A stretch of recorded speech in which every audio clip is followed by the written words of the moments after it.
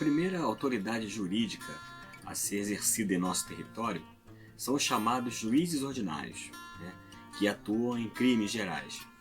Para isso, esses magistrados, né, se a gente pode chamar assim, se utilizavam apenas dos usos e dos costumes, né? Não havia ainda nenhum tipo de lei para balizar a ação desses juízes, né?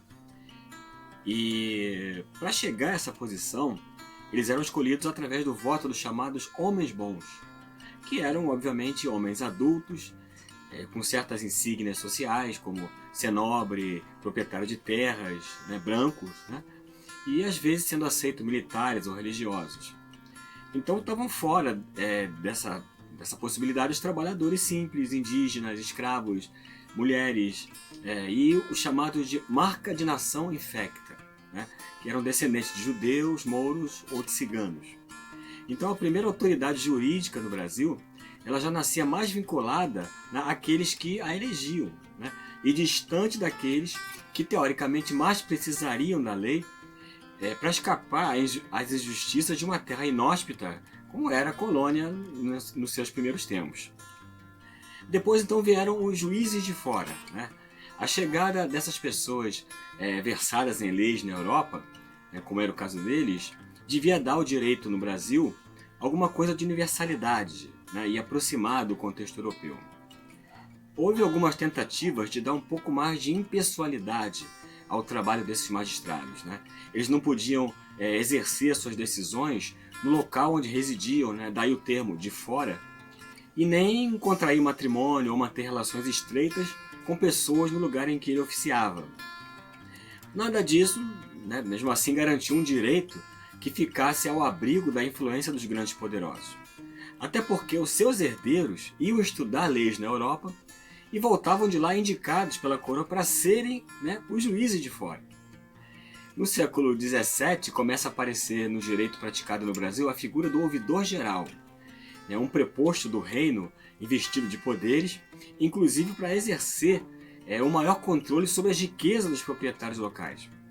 Mas eles também iriam esbarrar no poder dos ricos da terra, né? A garantia da ordem, a força, era algo desempenhado principalmente pelas milícias mantidas pelos ricos proprietários. Então, diante de casos que parassem na justiça, envolvendo esses maiorais da terra, os ouvidores gerais não tinham outra alternativa a não ser colaborar, né, com seus interesses. E isso significou muitas vezes a famosa vista grossa, né, a todo tipo de desmando.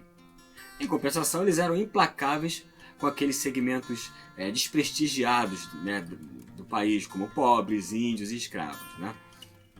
Num contexto como esse, aparece como um caminho natural que as autoridades jurídicas, além de ignorar os excessos dos mais ricos, passassem também a se beneficiar pessoalmente com essas várias irregularidades. E um sinal disso é o fato de que muitos ouvidores gerais retornaram à Europa com a vida resolvida, né? E alguns se estabeleceram por aqui mesmo, ostentando um estilo de vida quase sempre nababesco, né, sendo as figuras mais ricas da colônia.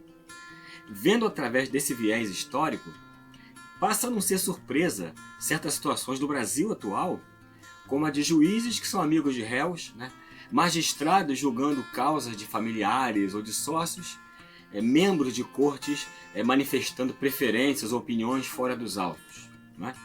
E muito menos causa espanto que os mais pobres sejam sempre aqueles que mais conheçam a força da lei.